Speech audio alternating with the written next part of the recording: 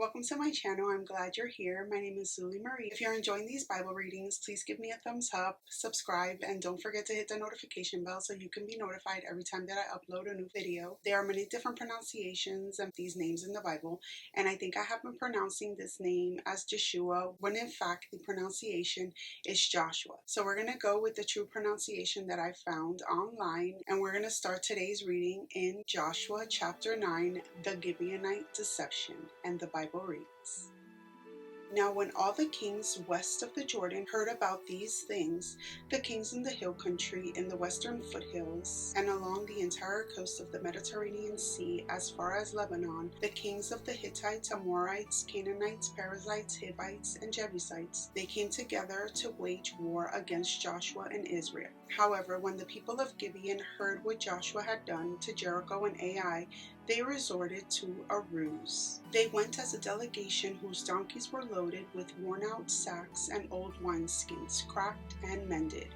They put worn and patched sandals on their feet and wore old clothes. All the bread of their food supply was dry and moldy. Then they went to Joshua in the camp at Gilgal and said to him and the Israelites, 'We have come from a distant country. Make a treaty with us.' The Israelites said to the Hivites, 'But perhaps you live near us, so how can we make a treaty with you?' 'We are your servants,' they said to Joshua. But Joshua asked, 'Who are you and where do you come from?' 'Your servants have come from a very distant country because of the fame of the Lord your God. For we have heard reports of him, all that he did in Egypt, and all that he did to the two kings of the Amorites east of the Jordan, Sihon, king of Heshbon, and Og, king of Bashan, who reigned in Asherah. And our elders and all those living in our country said to us, Take provisions for your journey.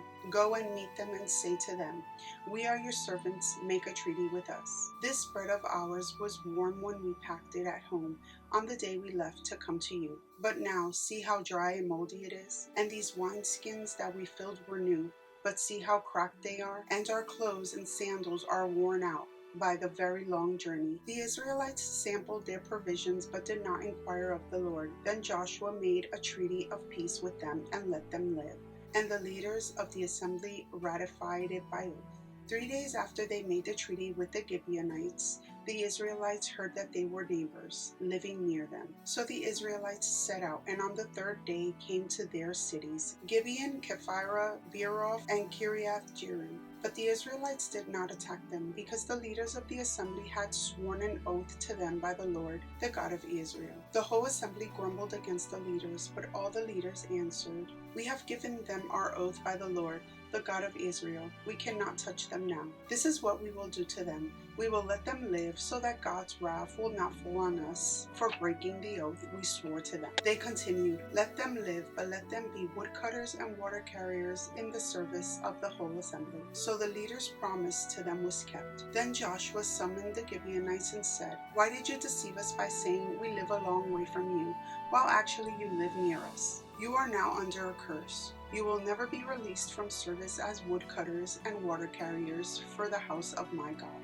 They answered Joshua, 'Your servants were clearly told how the Lord your God had commanded his servant Moses to give you the whole land and to wipe out all its inhabitants from before you. So we feared for our lives because of you, and that is why we did this. We are now in your hands. Do to us whatever seems good and right to you.' So Joshua saved them from the Israelites, and they did not kill them. That day he made the Gibeonites woodcutters and water carriers for the assembly to provide for the needs of the altar of the Lord at the place the Lord would choose. And that is what they are to this day." Joshua chapter 10. The sun stands still.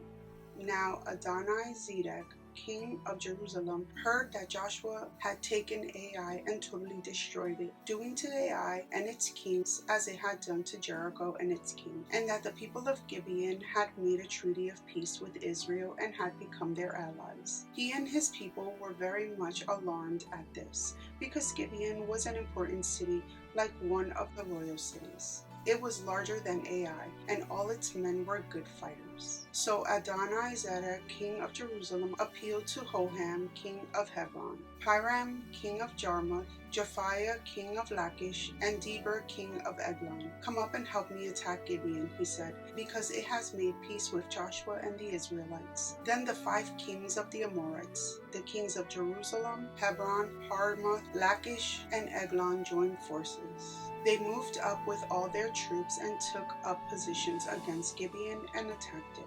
The Gibeonites then sent word to Joshua in the camp at Gilgal, "Do not abandon your servants. Come up to us quickly and save us. Help us, because all the Amorite kings from the hill country have joined forces against us."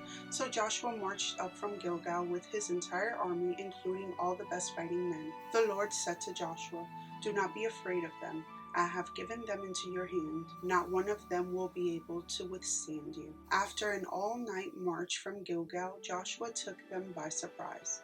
The Lord threw them into confusion before Israel. So Joshua and the Israelites defeated them completely at Gibeon. Israel pursued them along the road going up to Beth Horon and cut them down all the way down to Azekah and Makkedah. As they fled before Israel on the road down from Beth Horon to Azekah, the Lord hurled large hailstones down on them, and more of them died from the hail than were killed by the swords of the Israelites. On the day the Lord gave the Amorites over to Israel, Joshua said to the Lord in the presence of Israel, "Sun, stand still over Gibeon, and you, moon, over the valley of Ajalon." So the sun stood still and the moon stopped, till the nation avenged itself on its enemies. It is written in the book of Jashar, "The sun stopped in the middle of the sky and delayed going down about a full day. There has never been a day like it before or since, a day when the Lord listened to a human being.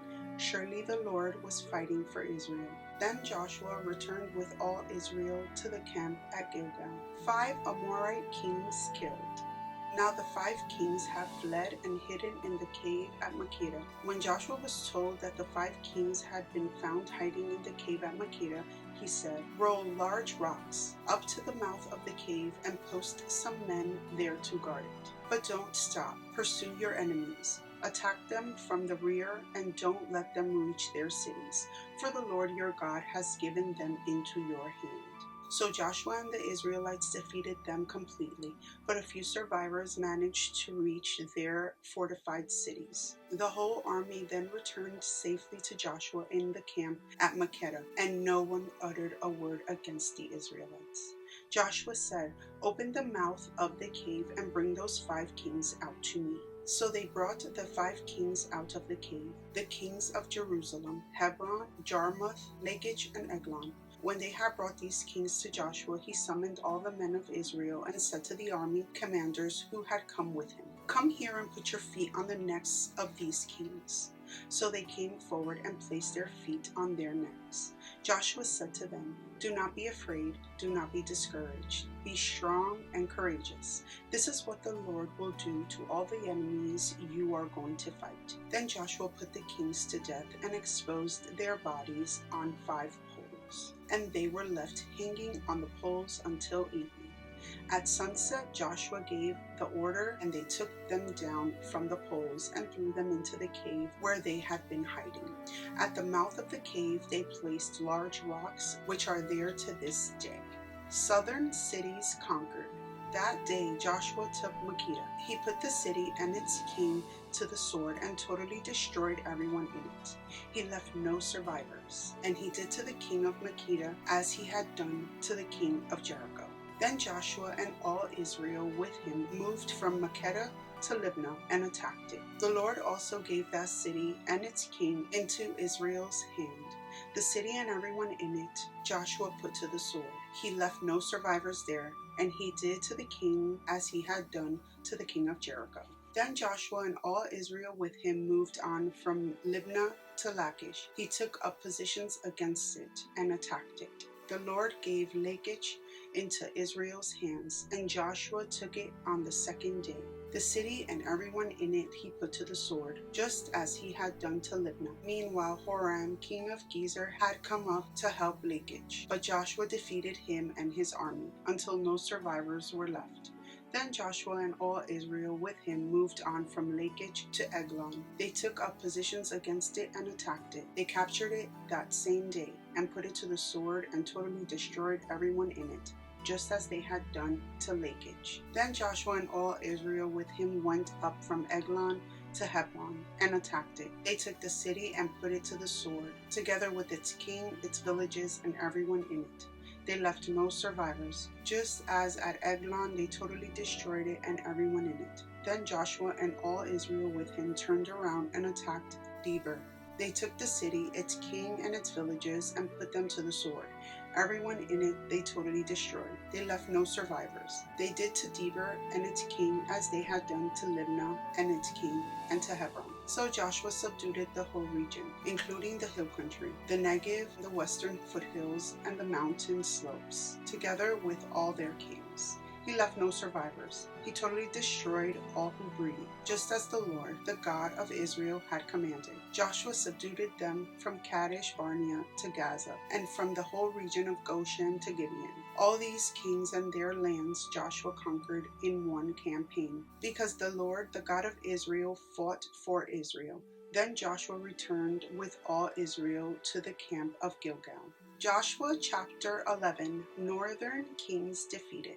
When Jabin, king of Hazor, heard of this, he sent word to Jobab, king of Madon, to the kings of Shimron and Akshaph, and to the northern kings who were in the mountains, in the Arabah south of Kinnereth, in the western foothills, and in Naphoth, door of the west, to the Canaanites in the east and west, to the Amorites, Hittites, Perizzites, and Jebusites in the hill country, and to the Hivites below Hermon in the region of Mizpah. They came out with all their troops and a large number of horses and chariots, a huge army, as numerous as the sand on the seashore. All these kings joined forces and made camp together at the waters of Merom to fight against Israel. The Lord said to Joshua, "Do not be afraid of them, because by this time tomorrow I will hand all of them slain over to Israel. You are to hamstring their horses and burn their chariots." So Joshua and his whole army came against them suddenly at the waters of Merom and attacked them, and the Lord gave them into the hand of Israel. They defeated them and pursued them all the way to Greater Sidon, to Misrephoth-Maim, and to the valley of Mizpah on the east, until no survivors were left. Joshua did to them as the Lord had directed. He hamstrung their horses and burned their chariots. At that time Joshua turned back and captured Hazor and put its king to the sword. Hazor had been the head of all these kingdoms. Everyone in it they put to the sword. They totally destroyed them, not sparing anyone that breathed, and he burned Hazor itself. Joshua took all these royal cities and their kings and put them to the sword. He totally destroyed them, as Moses the servant of the Lord had commanded. Yet Israel did not burn any of the cities built on their mounds, except Hazor, which Joshua burned. The Israelites carried off for themselves all the plunder and livestock of these cities. But all the people they put to the sword until they completely destroyed them, not sparing anyone that breathed. As the Lord commanded his servant Moses, so Moses commanded Joshua, and Joshua did it. He left nothing undone of all that the Lord commanded Moses. So Joshua took this entire land, the hill country, all the Negev, the whole region of Goshen, the western foothills, the Arabah, and the mountains of Israel with their foothills, from Mount Halak, which rises towards Sur, to Baal Gad in the valley of Lebanon, below Mount Hermon. He captured all their kings and put them to death.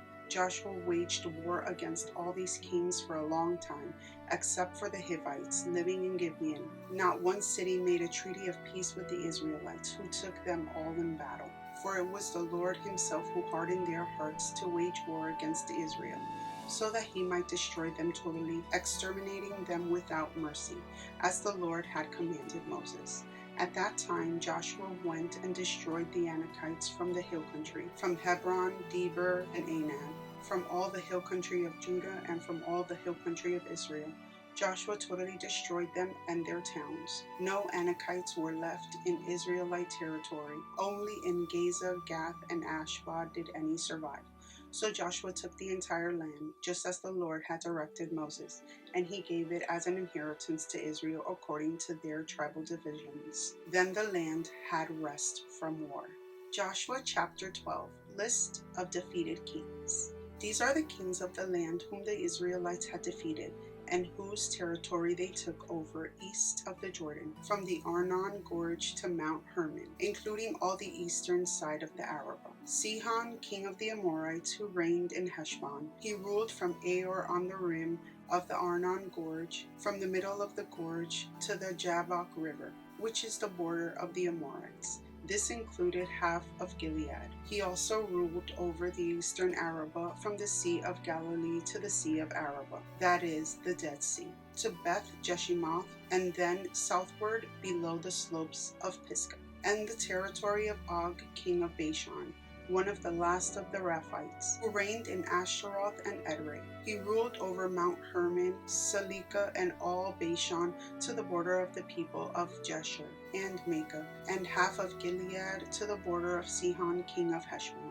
Moses, the servant of the Lord, and the Israelites conquered them, and Moses, the servant of the Lord, gave their land to the Reubenites, the Gadites, and the half-tribe of Manasseh, to be their possession. Here is the list of the kings of the land that Joshua and the Israelites conquered on the west side of the Jordan, from Baal Gad in the valley of Lebanon to Mount Halak, which rises towards Sur. Joshua gave their lands as an inheritance to the tribes of Israel according to their tribal divisions. The lands included the hill country, the western foothills, the Arabah, the mountain slopes, the wilderness, and the Negev. These were the lands of the Hittites, Amorites, Canaanites, Perizzites, Hivites, and Jebusites. These were the kings. The king of Jericho, 1. The king of Ai, near Bethel, 1. The king of Jerusalem, 1. The king of Hebron, 1. The king of Jarmuth, 1. The king of Lachish, 1. The king of Eglon, 1. The king of Gezer, 1. The king of Deber, 1. The king of Geder, 1. The king of Hormah, 1. The king of Arid, 1. The king of Libnah, 1. The king of Adullam, 1. The king of Makkedah, 1. The king of Bethel, 1. The king of Tappuah, 1. The king of Hepher, 1. The king of Aphek, 1. The king of Lasharon, 1. The king of Madon, 1. The king of Hazor, 1. The king of Shimron Meron, 1. The king of Akshaph, 1. The king of Tanakh, 1. The king of Megiddo, 1. The king of Kedesh, 1. The king of Jokneam in Carmel, 1. The king of Dor in Naphoth Dor, 1. The king of Goyim in Gilgal, 1. The king of Tisra, 1. 31 kings in all. We're going to end our reading here for today. Thank you so much for being here. Don't forget to subscribe, give me a thumbs up, and I'll see you in my next one. Many blessings to you. Bye.